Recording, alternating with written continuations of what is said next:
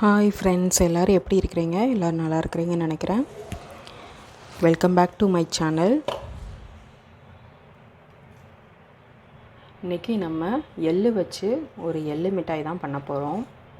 நான் 100 கிராம் எள்ளு எடுத்திருக்கேன். இனிப்புக்கு நான் கருப்பட்டி எடுத்திருக்கேன். நீங்கள் வெள்ளை வேணாலும் எடுத்துக்கோங்க. இப்போது ஒரு மிக்ஸி ஜார்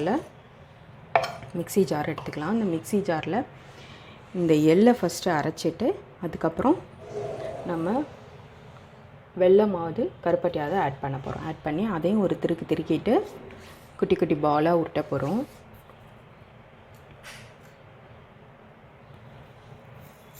ஃபஸ்ட்டு நான் எள்ளை போட்டுடுறேன்.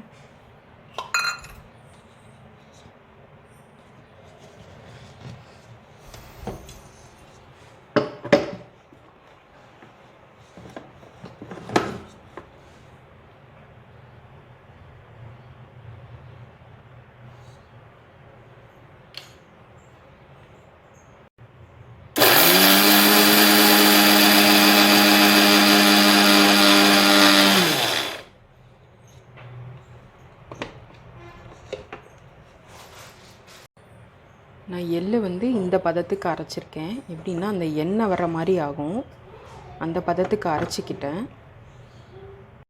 இப்போ நம்ம கருப்பட்டி ஆட் பண்ணிடலாம். கருப்பட்டி நல்லா நுணுக்கி வச்சுருக்கேன்.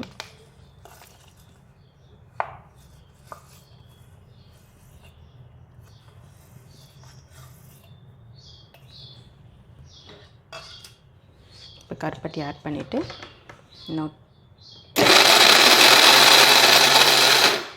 கருப்பட்டியும் எள்ளும் நல்லா மிக்ஸ் ஆகணும். நான் கருப்பட்டியை சேர்த்து இந்த அளவுக்கு அரைச்சிருக்கேன்.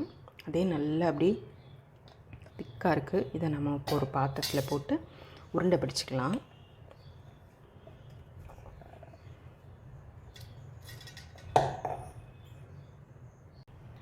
எப்படி உருண்டை பிடிக்குன்னு பாருங்கள். இந்த மாதிரி கொஞ்சம் தேவையான அளவு எடுத்துகிட்டு குட்டி குட்டி பாலாக உருட்டிட வேண்டியதான். நீங்கள் உருட்டும் போதே கை ஃபுல்லாக அப்படி எண்ணெயாக வரும்.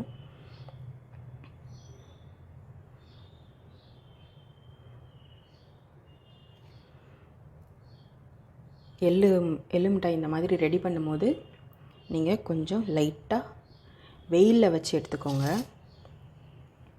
ஒரு 5 நிமிஷம் போதும்.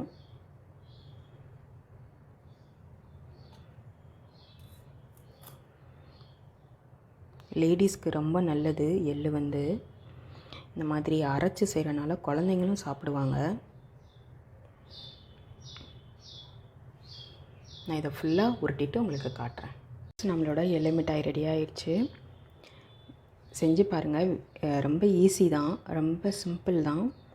சீக்கிரமாக செஞ்சு முடிச்சிடலாம். இதை மாதிரி செஞ்சுட்டு ஒரு ஏர்டைட் பாக்ஸில் போட்டு வச்சுக்கிட்டிங்கன்னா ஒரு 4 டேஸ் வரைக்கும் இருக்கும், கெட்டு போகாது. நான் உருட்டும் போதே இங்கே பாருங்கள் ஷைனிங்காக இருக்கிறா எண்ணெய் வருது இதில். அதனால தான் ஷைனிங்காக இருக்குது. நான் எண்ணெய் எதுவுமே ஆட் பண்ணலை.